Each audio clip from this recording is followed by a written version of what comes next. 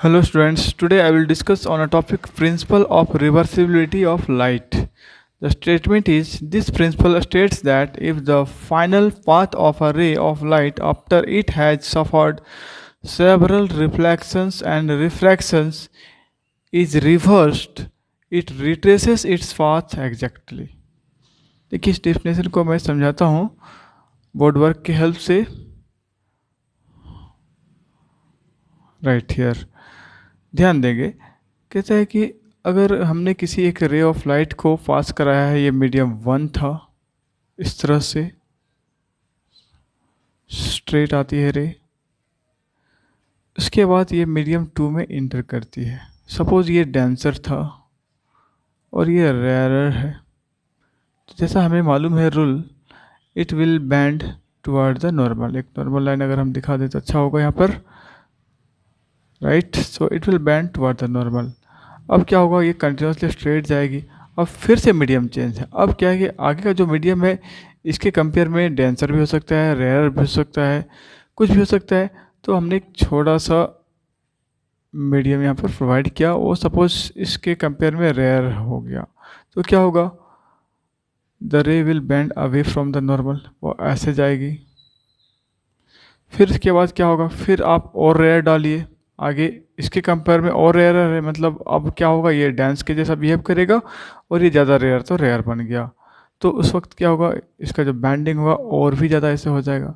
फिर इसके बाद मीडियम डालिए, अगर ये डांसर होगा तो इस मीडियम में जाने के बाद ये नॉर्मल की तरफ बैंड करेगा. और एंड में क्या करना है, एंड में एक मिरर लगा दीजिए. इस तरह से एक मिरर लगा दीजिए, और मिरर भी ऐसे लगाना है कि रे इस तरह से आ रही थी, थोड़ा एडजस्ट करना होगा मिरर को कि रे इस डायरेक्शन में आ रही थी, आप इसको नॉर्मल लगाइए परपेंडिकुलर, ताकि जो रे है सीधे बेक हो जाए. जो फाइनल स्टेज में है, आपको इधर कहीं नहीं देखना है कि इधर इस वाले पार्ट में वेट करिए, वेयर इज राइट.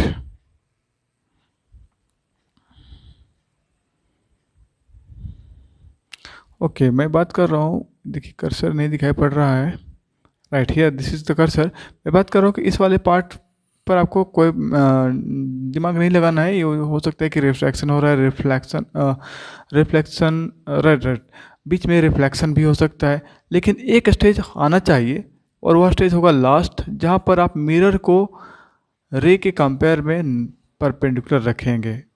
इस बीच में बोला ये लास्ट का स्टेज होना चाहिए, और इसके बीच में, इससे पहले आपका रिफ्लेक्शन हो सकता है, रिफ्लेक्शन हो सकता है, toward the normal, away from the normal, कुछ भी हो सकता है. उधर से कोई प्रॉब्लम नहीं. एंड पर आपको बस याद रखना है कि जो मिरर होगा वह नॉर्मल होगा, 90 डिग्री बनाएगा. इससे क्या होगा, इससे क्या होगा, द रे will retraces its path. The रे विल रिट्रेसेस इट्स पाथ, या जिधर से चली थी उसी डायरेक्शन से फिर होते हुए वो बैक हो जाएगी. थोड़ा सा भी चेंज नहीं होगा, सीधे वो रिट्रेस कर जाएगी. तो इसी को कहा जाता है प्रिंसिपल ऑफ रिवर्सिबिलिटी. क्या करना है कि after several refraction and reflection is reversed. Reversed कहाँ कर रहे हैं, तो यहाँ इस तरह इस कंडीशन के तहत रिवर्स्ड किया जा रहा है. Is reversed, it retraces its path exactly.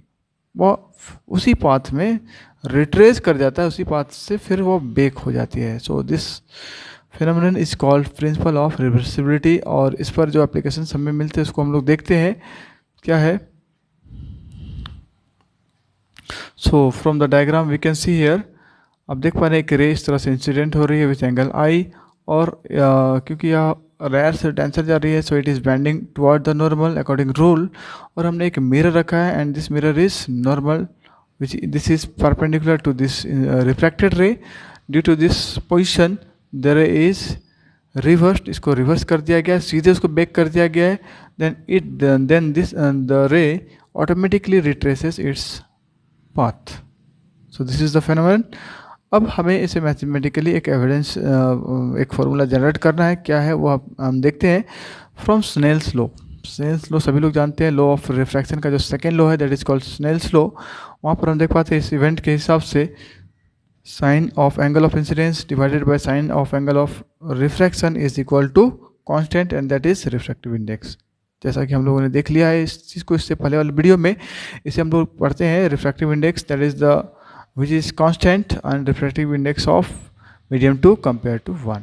ये मीडियम 2 का रिफ्रैक्टिव इंडेक्स है। अब क्या है, suppose the plane mirror is placed perpendicular to the path of the ray BC। जैसा हम लोग देख पा रहे हैं BC एक रे है यहाँ पर, इस पर हमने परपेंडिकुलर रे को रख दिया। This reverses the beam along it's on path, और रिवर्स हो गई, सीधे जिस डायरेक्शन में आई थी उसी डायरेक्शन में वो रिवर्स हो गई, बैक हो गई। अब उससे क्या होगा, उससे जो डायग्राम देख पा रहे हैं आपका जो डायरेक्शन है वो रिवर्स हो गया। अब हमें देखना ये हमारा पहला मीडियम है नीचे वाला, और ऊपर वाला सेकेंड मीडियम है। पहला मीडियम डेंसर है, सेकेंड मीडियम रेयर है, और उस रूल को भी ये फॉलो करेगा। रेयर से डेंसर जब ये जाती है तो it bends away from the normal, तो अवे तो होगा ही होगा, और रूल भी कह रहा है कि वो अपने पाथ में ही रिट्रेस हो जाती है। तो ये पोजीशन होगा according the principal of reversibility, और यहाँ से हम लोग फिर से स्नेल्स लॉ लगाएंगे। अब एंगल ऑफ इंसिडेंस क्या है, so in this case second case after reversing the ray, the angle of incidence is R and angle of refraction is I. So we can write sin R by sin I, that is equal to mu, that is the refractive index of 1। क्योंकि आप देख पा रहे हैं second case में जो रे है मीडियम 2 से 1 पहुंची है, तो रिफ्रैक्टिव इंडेक्स मीडियम 1 का होगा, जिस मीडियम में अभी फाइनली है वो मीडियम 1 में। अब क्या करना है, इक्वेशन 1 और इक्वेशन 2 को मल्टीप्लाई कर दीजिए। आप देख पा रहे हैं sine i by sine r, sine r by sine i. तो आप जैसे ही मल्टीप्लाई करेंगे लेफ्ट हैंड साइड में साइन आर कैंसिल हो जाएंगे, साइन आई कैंसिल होंगे, 1 बचेगा और ये इस तरह से बचा रह जाएगा। So we find this result 1 mu 2 into 2 mu 1 that is equal to 1, और इस तरह से आप इसका corresponding result 1 mu 2 is equal to 2 mu 1। This is called principle of reversibility. तो इस इक्वेशन को समझेंगे, क्लास 12th वाले कॉम्पिटिटिव में भी काम आएगा और प्रॉब्लम सॉल्व करने में भी इसका यूज होगा। चलिए आज के वीडियो में इतना ही, थैंक यू।